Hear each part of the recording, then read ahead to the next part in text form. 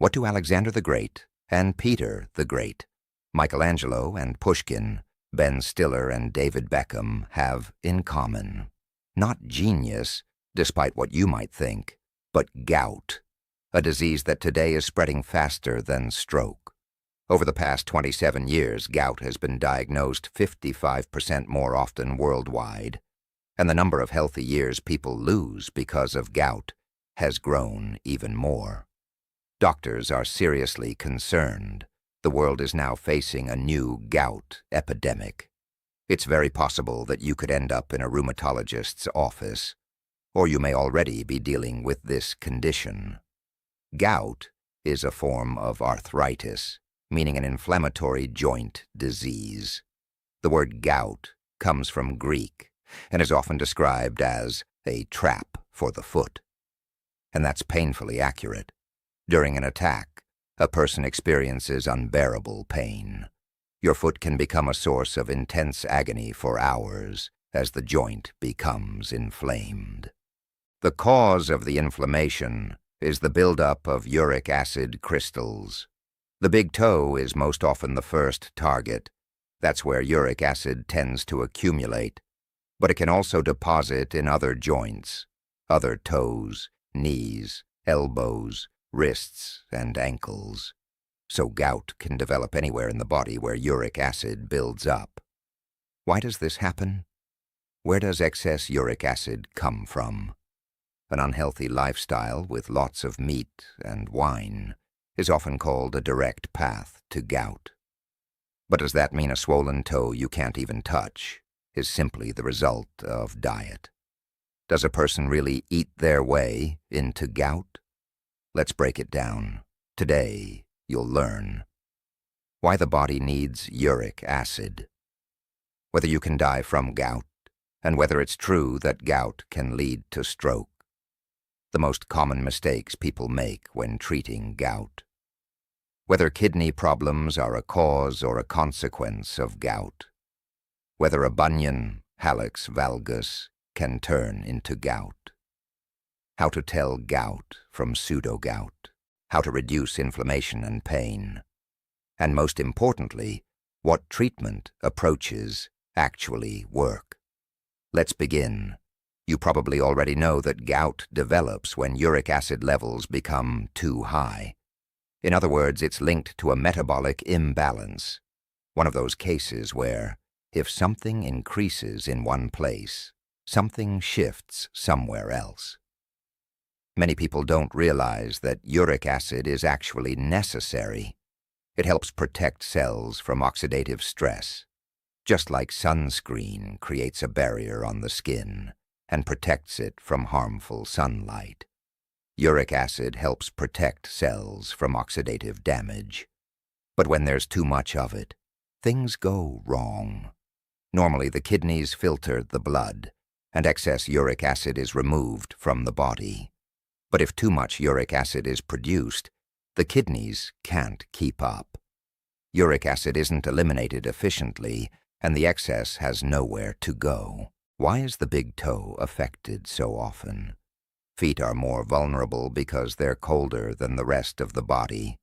On top of that, the big toe joint carries a lot of load when you walk and tends to become irritated more easily. Both factors that encourage uric acid crystals to form there. But here's the real question. Why do some people have stable uric acid levels, total calm, while others experience a tsunami their kidneys simply can't handle? Where does the excess come from? It's important to understand this. Your body doesn't produce uric acid out of nowhere. Uric acid appears when purines break down during metabolism. Have you heard of purines? If not, here they are. Purines are substances found in your body that serve a purpose. Have you ever kept a fire going? It's simple, as long as you have firewood. Purines are like firewood for the body. They provide energy and help build new cells. The body needs purines just like a fire needs wood. Purines also come from food and drinks because they exist in the cells of all living organisms, animals, and plants. Some foods contain more, some less. The highest purine levels are found in red meat and bacon, red wine and chocolate, mussels and shrimp. And beer is a record holder for purines. The more purines we consume, the more uric acid the body produces. So yes, people really can eat their way into gout. But to be fair, this typically happens in those with a genetic predisposition. With the same diet, one person may develop gout, while another may not. When uric acid crystals accumulate in a joint up to a critical level, along with other factors that still aren't fully understood, inflammation begins. And here we need to pause and ask, why does the body respond with inflammation? Inflammation is a natural process. It's the body's normal response to an external or internal threat. Everyone has had a splinter at some point, right? You remember how the skin around it becomes red, warm, and painful.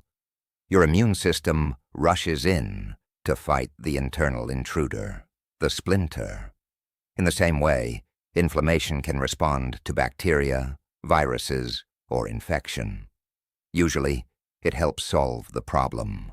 But uric acid crystal deposits are an intruder that can trigger an extremely strong inflammatory response in the joint, with severe pain. That's how gout begins. And over time, it can lead to joint deformity, disability, and even death. Come on, you might say, you can't die from inflammation in your big toe. You're right, gout doesn't usually kill directly, but it can lead to serious complications that can become fatal, especially if it's untreated or treated incorrectly. Gout can lead to chronic kidney failure, and that's no longer just discomfort, that's a life-threatening condition. But don't panic, gout doesn't damage the kidneys overnight. The first stage is acute. During an attack, there's sudden, intense pain in the inflamed joint. It feels like the joint is on fire, swollen, red, and extremely tender. Then comes the second stage, the intercritical period, also called the between attacks stage. During this phase, the disease is like a fire that looks extinguished but still smolders. The sharp pain calms down, but gout continues to affect joint function. This period between attacks can last months, or even years. But gout doesn't disappear on its own. The pain returns. Attacks become more frequent. And the disease progresses to the third stage, chronic gout, where the fire flares up again. Chronic gout is something you wouldn't wish on anyone. Constant joint pain and deformity. And remember, the underlying reason is still high uric acid. Uric acid doesn't only damage joints. The kidneys suffer too. They work under heavy strain trying to eliminate the excess. High uric acid can also lead to kidney stones, and we've already talked about chronic kidney failure. It's also proven that gout can contribute to high blood pressure and cardiovascular disease. Yes, gout increases the risk of heart attack and stroke.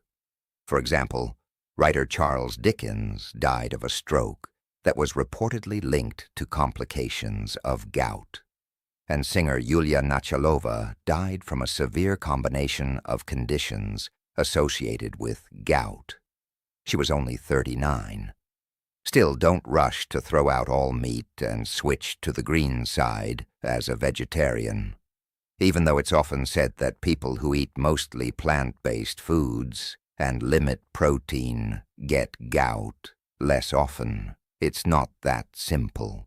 It's not only about purines. If it were, gout would be easy to prevent. In reality, there are multiple contributing factors: genetics, obesity, stress, and even certain medications. Yes, gout can develop even with a healthy diet if there are kidney issues. You remember, The kidneys remove uric acid, so impaired kidney function can trigger gout, even if you watch what you eat. And here's the key. The relationship between kidneys and uric acid works both ways. Too much uric acid can overwhelm even healthy kidneys, leading to gout. And kidney problems can raise uric acid, also leading to gout. So the root cause of gout is elevated uric acid in a person with genetic susceptibility. But exactly why uric acid rises and what drives it in each individual case is still not fully clear even to doctors. Now that we've covered the causes, let's talk about how to recognize gout and how to treat it. Because treatment matters, even if you've heard the myth that gout is a sign of genius. What haven't you heard that many famous geniuses supposedly had gout? Here's the story. In the mid-20th century, researchers noticed that uric acid is chemically similar to substances found in coffee and tea, compounds that can stimulate mental activity. Then they checked historical data and found that gout affected around 15 to 25% of gifted individuals. It might sound logical to assume that high uric acid equals high intelligence, but that's not true. Gout is not a marker of genius, and uric acid levels have nothing to do with intelligence or talent. It's simply a medical condition. Still, in different eras, gout was surrounded by myths. In the Middle Ages, it was called a noble disease, and people believed it protected against other illnesses and even promoted longevity. So they didn't treat it. But there's no scientific basis for that. And the idea that gout happens only because of rich food isn't accurate either. For example, gout remained common in royal families for centuries, not only because of heavy meat and wine consumption, though that played a role, but because genetics matters. You could even say Peter the Great passed down a tendency toward gout to his descendants. Now, an important point, you need to be sure it's actually gout, and not something with similar symptoms, like pseudo-gout. Can diseases really mask as gout? Absolutely. As the saying goes, not everything that hurts is gout. A bunion, hallux valgus, for instance, is not gout. It's a deformity of the foot where the bump grows and the toe deviates, causing pain and discomfort while walking. It may hurt in the same area, but it's not caused by metabolic problems. It's usually linked to flat feet, weak ligaments, trauma, or long-term use of narrow shoes. Hallux valgus and gout are different conditions, and one does not turn into the other. Other conditions that can mimic gout include rheumatoid arthritis, osteoarthritis, septic arthritis, and the queen of disguise, pseudo-gout. Pseudo-gout can look almost identical to gout: joint inflammation, pain, chronic flare-ups. But instead of uric acid crystals, the joints accumulate calcium pyrophosphate crystals. You can't reliably tell the difference by looking. That's why the gold standard for diagnosing both gout and pseudo-gout is joint aspiration and microscopic analysis of the synovial fluid. The shape of the crystals confirms the diagnosis. The first test many people get is a blood test for uric acid. Gout often shows elevated uric acid levels. Generally, the upper reference range is below 360, and an often cited optimal range is about 200–359 for both men and women. So how can you suspect gout even before seeing a doctor? Key symptoms: sudden pain, often in the big toe joint, swelling, reduced mobility, red warm skin around the joint. In acute arthritis, symptoms are vivid and intense. The pain may subside temporarily, but in chronic gout, the symptoms may be less dramatic. Yet the pain can be persistent. Remember the 3 stages we discussed? In the last stage, chronic gout, bone changes can develop, and you may see subcutaneous nodules called tophi. This usually happens after 3-5 years from the onset if there's no treatment. Gout often begins with an acute attack that happens at night. That's when uric acid levels can peak. During sleep, kidney filtration slows down and uric acid elimination decreases. Body temperature also drops, making a cold joint an ideal environment for uric acid crystals to form. That's what triggers nighttime pain. Many things can provoke an attack. Alcohol, overeating, tight shoes that rub the toe, or getting cold. The pain can be so severe that a person can't put weight on the foot. Not only that, you may not even be able to move the toe or let anything touch it. It can feel like a hammer striking the joint, like a million needles, like the toe is trapped in a press, or as if a knife is twisting inside the joint. In that moment, you want only one thing: relief. Here's what people often do. First, complete rest. Elevate the foot slightly. Then many use a warm compress, because to reduce pain, you have to reduce inflammation, and compresses can sometimes help.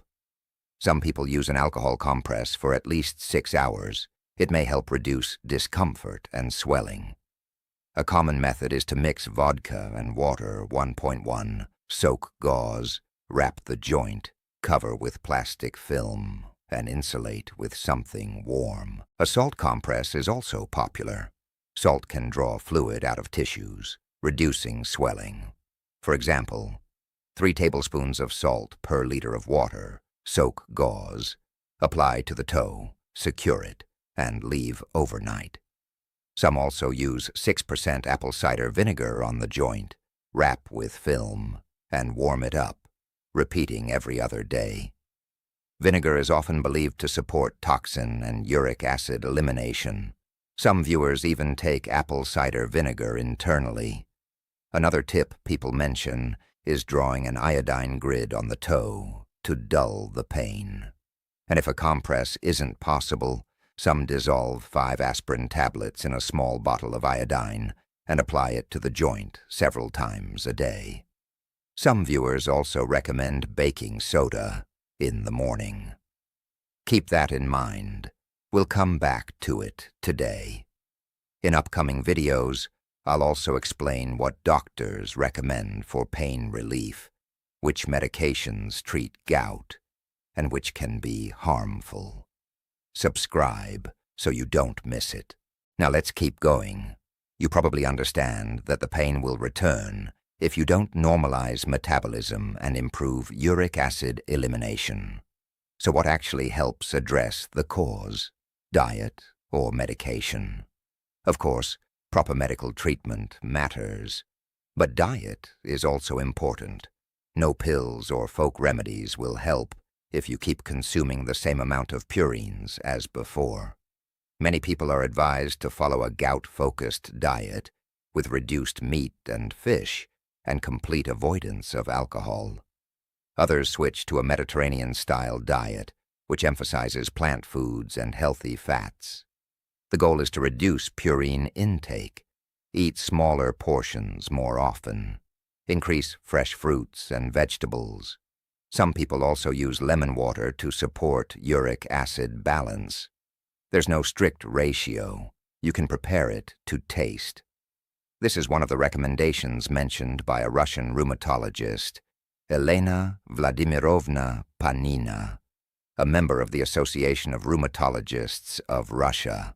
And here's good news for coffee lovers. Researchers from the University of Vancouver and Harvard Medical School reported that brewed coffee may help protect against gout, something Canadian researchers also supported. In a long-term study lasting 12 years, they found that regular coffee consumption was linked with a lower risk of gout in men. The risk was about 40% lower in those who drank 4 to 5 cups per day, and about 59% lower in those who drank more than 6 cups per day. Researchers concluded that coffee may help lower uric acid, and that the effect may not be due to caffeine alone. Dr. H.N. Choi has suggested that coffee contains several compounds that may influence uric acid levels. What else besides diet can help lower uric acid? Doctor-prescribed medications and some traditional herbal approaches. To reduce uric acid and calm inflammation, people often use herbal teas. Pharmacies sell ready-made blends for high uric acid, but some make their own, for example, combining birch leaves and buds with lingonberry leaves in equal proportions. This tea is traditionally believed to support uric acid reduction. Another popular blend includes blackcurrant leaves, licorice root, and meadowsweet, often used for anti-inflammatory support. One proven approach is water. Yes, plain water. During an attack, many people aim for at least 1.5 liters per day, sometimes up to 3 liters. Some add lemon juice. Water doesn't dissolve uric acid. It helps transport it out of the body through the kidneys. But is it safe to drink that much water? And what about swelling? Many assume that the more you drink, the more you swell. But for many people, it works differently. Adequate hydration can actually help reduce fluid retention. Here's why.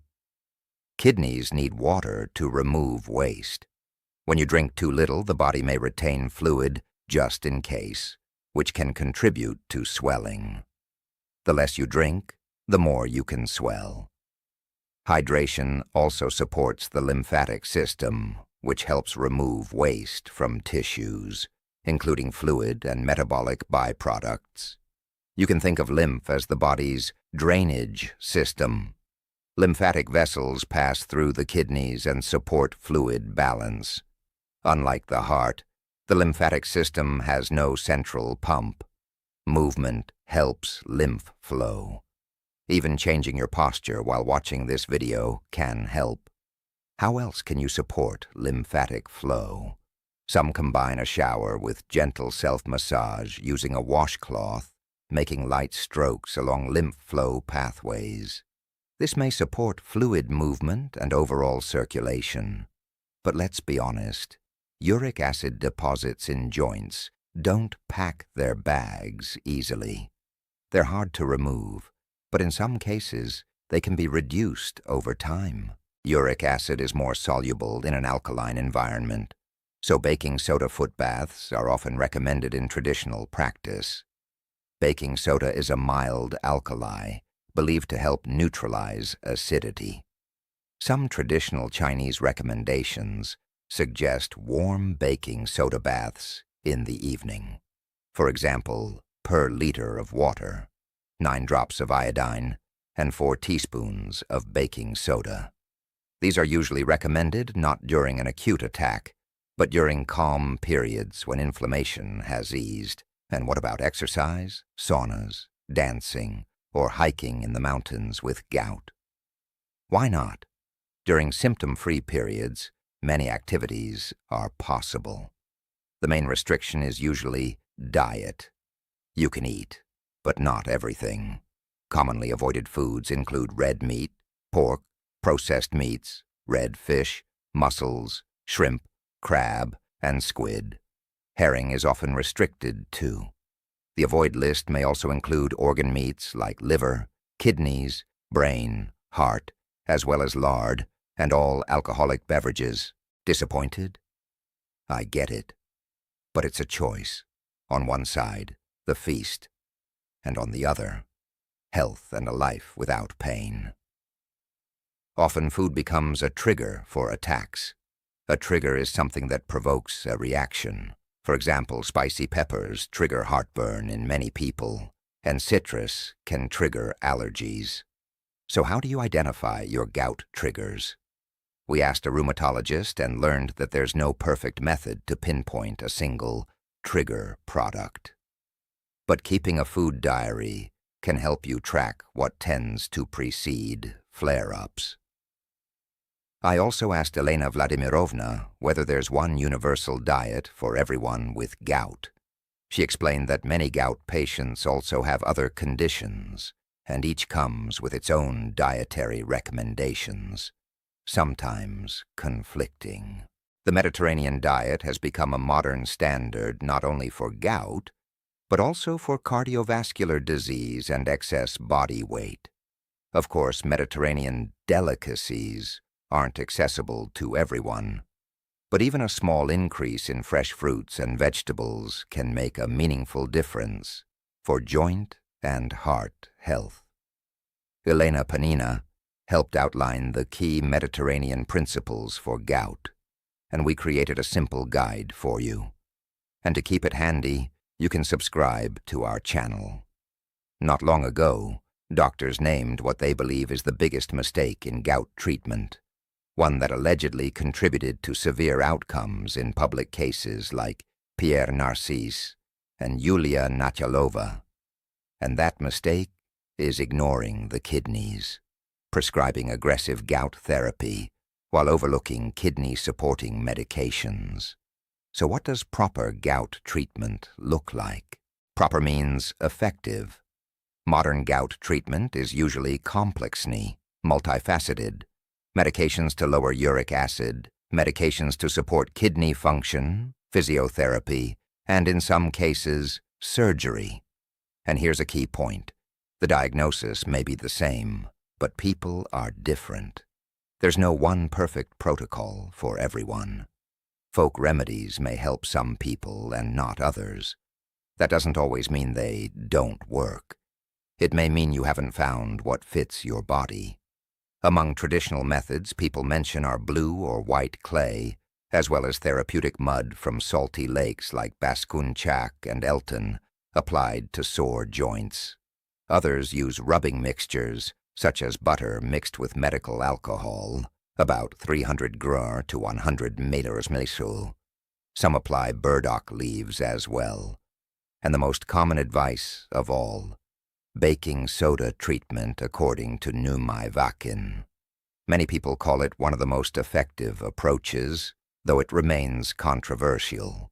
Numaivakin's method involves preparing a baking soda solution with specific proportions. For 1 glass of water, add 1/4 teaspoon of baking soda and mix. He recommended dissolving it in hot water, 70-80 degrees, then cooling it to about 50 degrees. His suggested regimen for 3 days, drink the solution 3 times a day, gradually increasing the baking soda amount up to 1 or 2 teaspoons. Then drink it once a day in the morning on an empty stomach. 1 glass of water with 1 or 2 teaspoons of baking soda, 30 minutes before eating. Some people may feel mild dizziness or nausea. These are possible side effects and may pass. For the joint itself, he suggested a compress. Mix 2.5 g of baking soda, slightly under 1 or 2 teaspoons, with 5 g of honey and 5 g of dry mustard. Apply the mixture to the sore toe.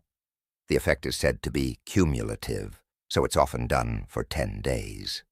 The idea is to reduce inflammation and support the reduction of uric acid deposits. As you can see, there are many approaches, from a simple iodine grid to complex herbal blends. Which one is right for you? Your body will show.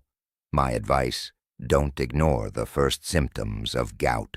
Act early. Use a comprehensive approach. Diet, reducing deposits, and lowering uric acid. Find what works for you, and gout can back off. If this video was helpful, hit like and subscribe. And don't forget to download our gout nutrition guide in our Telegram channel. Wishing you health and longevity.